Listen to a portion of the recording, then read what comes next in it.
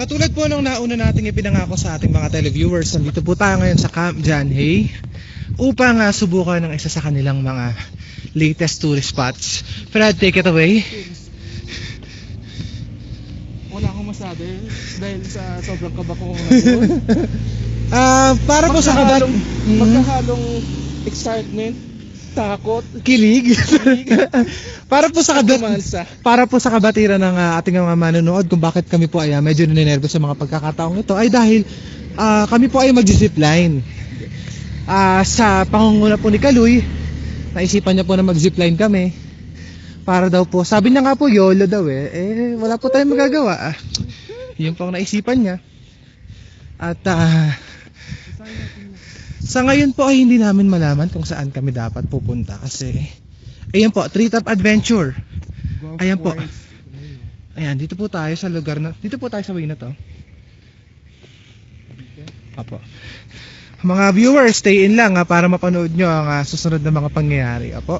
Ayan po, nakikita po ninyo yung mga kable na kung saan dadaan kami. Maya-maya po ay makikita natin na masasaksihan natin na first hand kung ano ang pakiramdam ng sumakay sa zipline na 5,000 feet ang taas. Above sea level po. Ayan. At pagpasensyaan nyo na po kung merong hingal ang aming mga tinig. Ano po? At kami po ay kanina pa umakyat. Medyo mabigat ang mga pangyayari sa araw na ito. Sa trivia po muna tayo. Ano po? Ito pong Camp John Hay ay pag-aari ni Mr. John Hay. Ano po? Sinunod ang pangalang camp. Kaya po yung Burnham Park kay Mr. Burnham po yon. Ang Wright Park po ay kay Mr. Wright. Oh my God! Mr. Wright! Ikaw.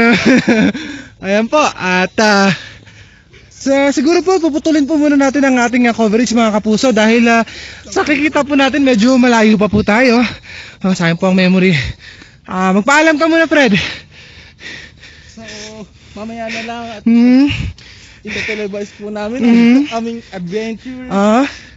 Kaloy, bago ka sumalang sa zipline, baka meron kang gustong ibilin, huling habilin. Woo! Sige pa!